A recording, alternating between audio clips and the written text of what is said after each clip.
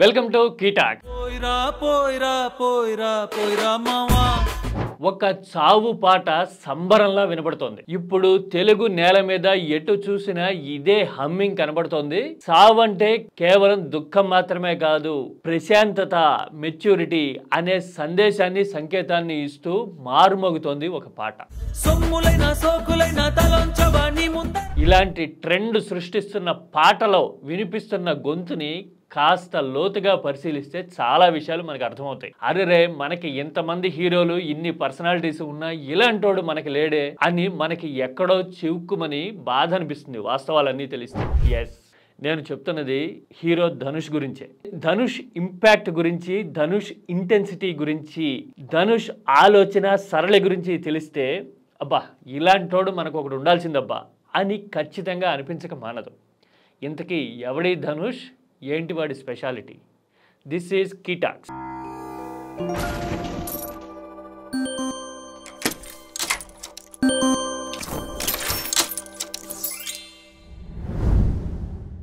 పట్టుమని 40 ఏళ్ళు ఉన్నాయో లేదో ఇండస్ట్రీ మీద, ఆలోచనల మీద, జీవన సరళి మీద తనదైన ముద్ర వేస్తున్న అతి కొద్ది మంది నటుల్లో ఒకటిగా ధనుష్ దక్షిణాదిలోనే కాదు ఇండియా మొత్తం మీద తనదైన మార్క్ చూపించాడు.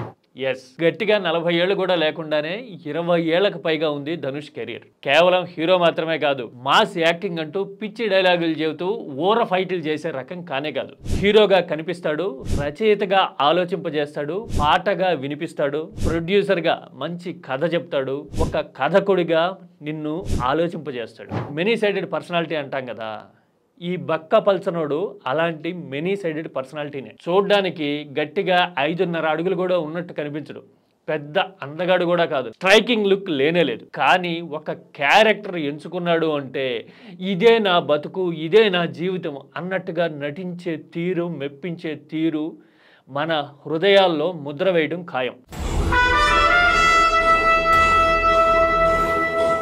ఈ మధ్యనంటే ఓటీటీలు వచ్చిన తర్వాత, తెలుగులోకి సినిమాలు డబ్ అవుతూ ఉన్న తర్వాత అసురన్ లాంటి సినిమాలు చాలామంది చూస్తున్నారు. అదే సినిమాని వెంకటేష్ నరపగా తీశాడు. ఆ తర్వాత ఏడాది 2 ఏళ్ల క్రితం రాయన్ అని ఒక సినిమా వచ్చింది. అందులో మానవ సంబంధాల్ని, జీవితాన్ని, డబ్బు ప్రభావాన్ని ధనుష్ ఆవిష్కరించిన తీరు నిజంగా ఆలోచింపజేస్తుంది. నువ్వు అన్ని మూసు కూర్చోలేవా? నువ్వు ప్రశాంతంగా ఎలా కూడు తింటున్నావు? దీంట్లో హీరోనే కాదు, దర్శకుడు, కథకుడు కూడా ధనుషే. ఇప్పుడనే కాదు, ఎప్పుడో నేను కాలేజీ రోజుల్లో ఉండగా కాదల్ కొండేనని ఒక సినిమా వచ్చింది. అప్పుడే ఎంట్రీ ఇచ్చాడు, 1వ, 2వ ఆ సినిమా ధనుష్కి. అందులో మానసిక రుగ్మతలు, లిమిటేషన్స్ ఉన్న ఒక కాలేజీ స్టూడెంట్గా ధనుష్ యాక్ట్ చేసిన తీరు తమిళనాడుని ఆశ్చర్యపరిచింది. అవునా, ఎవరి ధనుష్ అని ఆలోచించేలాగా చేసింది. అలాంటి మైల్ స్టోన్ లాంటి సినిమాలు వరుసగా వస్తూనే ఉన్నాయి. అడుకులం లాంటి సినిమాలు నేషనల్ అవార్డు గెలుచుకున్నప్పుడు, షమితాబ్ లాంటి హిందీ సినిమాలు దేశం మొత్తాన్ని షాకింగ్ కి, ఆశ్చర్యానికి ఏకకాలంలో గురి చేసినప్పుడు అందరూ ధనుష్ గురించి ఆలోచిస్తారు. కానీ నిజానికి ధనుష్ లో మనం ఇప్పటికీ అవగతం చేసుకోని కోణాలు చాలా ఉన్నాయి. తండ్రి కస్తూరి రాజా డైరెక్టర్ కాబట్టి, లిరిసిస్ట్ కూడా కాబట్టి ఆ లక్షణాలు ధనుష్కి వచ్చాయి అనుకోవటం తేలికే. అన్ని క్రాఫ్ట్స్ మీద అవగాహనే కాదు, ఆలోచన ఉండటము, తన జీవితాన్ని తనదైన శైలిలో డిజైన్ చేసుకోవడం కూడా ధనుష్ ప్రత్యేకత. నేను సంపాదించే ప్రతి రూపాయి సినిమా నుంచే వస్తుంది కాబట్టి మళ్ళీ సినిమాకి ఇవ్వాలనుకుంటా, అందుకే ప్రొడ్యూస్ చేస్తున్నా అని ధనుష్ చెప్తున్నప్పుడు 40 ఏళ్లకే ఇంత మెచ్యూరిటీ ఉందా అని చాలామందికి అనిపిస్తుంది. ఇంటెన్సిటీ ఉన్న స్టోరీలు చెప్పేవాడు అనే పేరున్న భారతీరాజాకి వయసు మీద పడింది అనే బాధ ఇప్పుడు తమిళ ప్రేక్షకులకి చాలా వరకు తగ్గింది. ఎందుకంటే ఒక ధనుష్ వచ్చాడు. కథకుడిగా భాగ్యరాజా లాంటి వాళ్ళు చూపించే ఇంపాక్ట్ని ఈ వయసుకే తన స్టోరీలోకి ట్రాన్స్లేట్ చేస్తున్నాడు ధనుష్ అనే మాట ఆల్రెడీ వచ్చేసింది. కథలు రాయడమే కాదు, లిరిక్స్ విషయంలోనూ టెంగ్లీష్, తమిళ్ ప్లస్ ఇంగ్లీష్ రచనలతోనూ, కవితలు రాయడంలోనూ, లిరిక్స్ రాయడంలో కూడా ధనుష్ తనదైన ముద్ర వేశాడు. చాలా మంది గుర్తుండే ఉంటుంది, అప్పుడెప్పుడో 15 ఏళ్ల నాడు వై దిస్ కొలవెరీ అని వచ్చిన పాట ఈ గ్లోబ్ మొత్తాన్ని ఊపేసింది. అప్పట్లో అమెరికా అధ్యక్షుడు బారక్ ఒబామా కూడా ఇదే పాటని హమ్ చేయడం చాలా మందికి గుర్తుంది. That is Dhanush. ఈ ఏజ్కే ఇంత ఇంటెన్సిటీ ఎలా వస్తుంది? నా జీవితాన్ని నాకు నచ్చినట్టుగా బతుకుతా అనే ధైర్యం ఎక్కడి నుంచి వస్తాయి? ఎస్, అంకిత భావంతో నిలబడినప్పుడు, నేను ఈ క్రాఫ్ట్ కోసం మాత్రమే ఉన్నా అని అనుకున్నప్పుడు మిగతా విషయాలన్నీ చిన్నవిగా అనిపిస్తాయి. హీరోయిన్లతో, సింగర్లతో ఎఫ్ఐఆర్ల గురించి మాట్లాడేవాళ్ళు, విడాకుల్ని కాంట్రవర్సీ చేసేవాళ్ళు, తల్లిదండ్రులు ఎవరనే విషయంలో కూడా వివాదం ఉందని మాట్లాడేవాళ్ళు, ఆఖరికి నయనతార లాగా కాపీరైట్ కేసులు పెట్టేవాళ్ళు ఎంతమంది అయినా ఉండనివ్వండి. ధనుష్ మాత్రం వీటన్నిటినీ పక్కకి నెట్టి తనదైన మార్గంలో ముందుకెళ్తున్నట్టుగా కనిపిస్తాడు.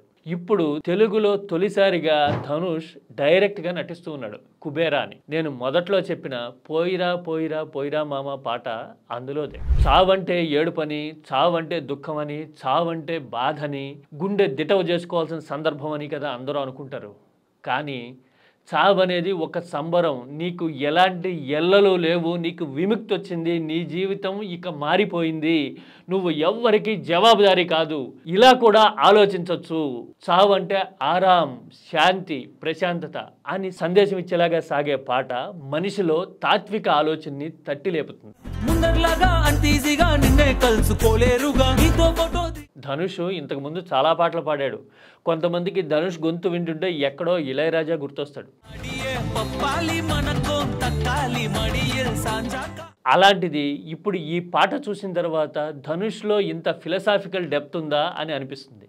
ఎందుకంటే పాట తాను రాయకపోయినా ఆ రాసిన తీరు చూసి దానికి కనెక్ట్ అయ్యి నేనే పాడతా అని ముందుకొచ్చి ధనుష్ ఈ పాట పాడాడు. బహుశా శివభక్తుడు కూడా అవడం వలనేమో చావులో ఫిలాసఫీని చెప్పడాన్ని ఎంజాయ్ చేశాడు ధనుష్ అని అనిపిస్తుంది. అన్నట్టు ఈ శివభక్తితోనే తన కొడుక్కి కూడా లింగా అని పేరు పెట్టాడు ధనుష్. 40 ఏళ్లకే ఇన్ని మైల్ స్టోన్స్ ఉన్నప్పుడు, 4 నేషనల్ అవార్డులు, 2 నటుడుగాను 2 ప్రొడ్యూసర్గాను ఆల్రెడీ గెలిచినప్పుడు, డజన్కి పైగా ఫిలింఫేర్లు ఇంట్లో పడున్నప్పుడు, మరి ఇక ముందు ముందు ధనుష్ లాంటి నటుడు, సినిమా పర్సనాలిటీ ఇంకెన్ని అద్భుతాలు చేస్తాడు అనే యాంటిసిపేషన్ ఉండటం అనేది చాలా సహజం. అయితే వీటన్నిటితో పాటు నాకైతే ఒకటి అనిపిస్తుంది, తెలుగులో ఇలాంటి వాళ్ళు ఎందుకు లేరబ్బా, ఉండాల్సింది ఒక ఫీల్ఫుల్ క్యారెక్టరు, ఒక ఫీల్ఫుల్ పర్సనాలిటీ మనకు కూడా ఉండుంటే గనక మనం కూడా లిటరరీ టచ్తో సినిమాని ఎంజాయ్ చేసి ఉండేవాళ్ళమేమో అని అనిపించింది. మీరేమంటారు? ధనుష్ విషయంలో నా ఆలోచనతో మీరు కూడా ఏకీభవిస్తే గనక ఖచ్చితంగా మీ ఒపీనియన్ షేర్ చేయండి. This is key talks.